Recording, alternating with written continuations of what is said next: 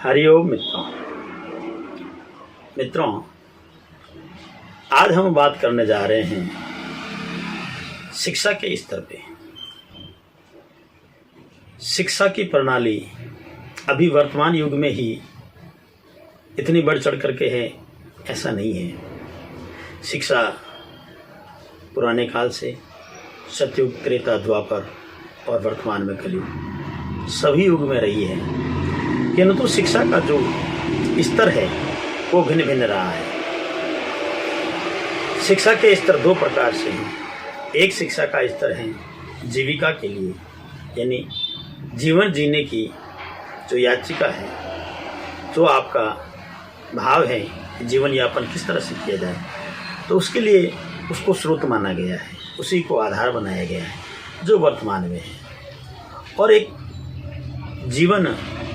जीने का जो भाव है कि जीवन कैसा हो और कैसे जिया जाए, ये भी शिक्षा का एक अभिन्न अंग है। आज के वर्तमान युग में स्कूली शिक्षा प्रणाली में कहीं भी ऐसी व्यवस्था नहीं है कि जहां आप अपने बच्चों को संस्कार के संबंध में निश्चित रहें, क्योंकि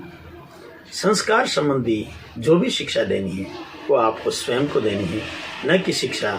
स्कूल या कहीं भी जहां आप इंस्टीट्यूट में डाल रहे हैं बच्चों को उसके भरोसे हो जाए। वर्तमान में शिक्षा से केवल एक मोटिवेट टारगेट किया जाता है कि तुम अपने जीवन में सफलता कैसे प्राप्त कर सकते हो, तुम अपनी ऊंचाइयों को कैसे छू सकते हो, तुम अपने आप को सिद्ध कैसे कर सकते हो, अपने आप को क्वालिफाई कैसे सिद्ध कर सकते हो। किंतु ये कभी भी शिक्षा में जो वर्तमान की है उसमें ऐसा नहीं सिखाया जाता है कि तुम अपने आप को एक अच्छे इंसान कैसे सिद्ध कर सकते हो, एक अच्छे पुत्र के रूप में कैसे सिद्ध कर सकते हो, एक अच्छे भाई के रूप में कैसे सिद्ध कर सकते हो, एक अच्छी औलाद के रूप में कैसे सिद्ध कर सकते हो, एक अच्छे माता पिता के रूप में कैसे सिद्ध कर सकते हो, या एक परोपकारी इंसान कैसे बन सकते हो, एक ईमानदार इंसान कैसे बन सकते हो। और ईमानदार बनने के बाद में उस ईमानदारी का जो सुख है, जो सुकून है, वो तुम्हारे जीवन में क्या है। यह वर्तमान की जो शिक्षा प्रणाली है उसमें कहीं भी नहीं है, क्योंकि